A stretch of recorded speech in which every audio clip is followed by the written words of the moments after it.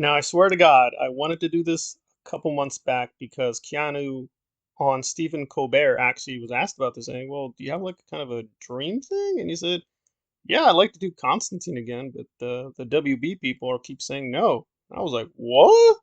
Really? That's insane." But here we are, months later, and apparently it will happen. They are preparing a sequel to Constantine. So, for the completely new people to comic book culture and adaptation, what is Constantine? Well, John Constantine is essentially this kind of weird mixture of a very iffy anti-hero slash hero in the DC universe. He actually began with Swamp Thing under Alan Moore, and it's his creation. But then he evolved into more of his own character as a protagonist. He's British, he's bisexual, he's very odd. It's very hard to capture him or even describe him. I mean, again, he has a very iconic look with the trench coat, but it's very hard to even analyze the character, which is one of the attractions. He's really not fitting any one genre. Now, to maintain consistency, the adaptation with Keanu really had nothing to do with the comic book. Apparently, they adapted some parts of a Garth Ennis story, which I don't remember. I only read a little bit of Hellblazer, but I do remember having a few issues of it. So I do like the character a lot. The adaptation I thought was very solid and very strong and a very good film, but it doesn't have much fidelity. Keanu Reeves does not look anything like the comic book character at all. They're really separate entities. But I think Keanu did a really good job, and they were really sincere about capturing the dark mythology of the DC universe and trying to translate it in this very weird kind of supernatural modern day fairy tale. And it was very clever. I'm not going to ruin the twists they do in the story itself. It was very well done. And it was profitable, but for whatever reason, they didn't follow up on it. And apparently, they were supposed to have Constantine in the Sandman adaptation with Netflix, but legally something happened, apparently due to J.J. Abrams. So they couldn't use him, so they used Joanna Constantine, which is an ancestor that Neil Gaiman created. Is not really technically connected to John Constantine in terms of his origins. It's just something they added on later. So it's a little complicated if you're completely new, but basic story, Keanu's a star. They used him and his star power to get the adaptation done. I think they did a splendid job. I think he has the right personality to do this kind of character. The other alternatives are not, frankly, very pleasant. I will say, though, there are things to worry about. I mean, again, he is bisexual in the canon. He actually has quite a lot of sex. So I'm kind of worried they're going to lean in too much on the gay angle. I mean, that is the canon, but they may go overboard now.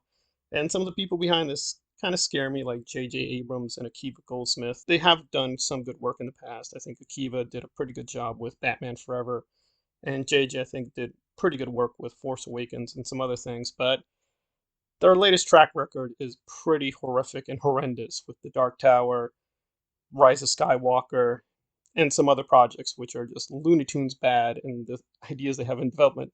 Some of these ideas in principle make sense and are fine, but again, their track record recently is not very inspiring.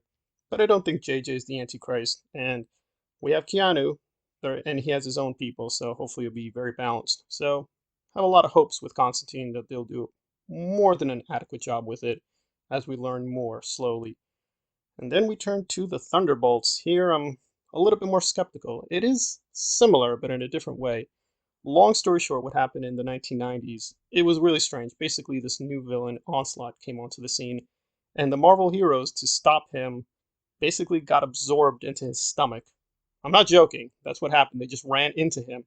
And so, for a short period, the Avengers, Captain America, Iron Man, and a bunch of heroes disappeared, and into the vacuum, the Thunderbolts stepped in to basically make up and become the new heroes. But there was a massive major twist, which I'm not going to ruin, which was very clever. And essentially, we find out they're not who they appear to be. The MCU kind of spreading out further to the darker corners, as it were, of their own adaptations.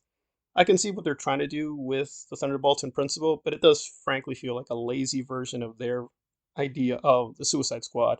Basically, we're going to have misfits and villains, and there'll be a hero team. Some people and actors I do like.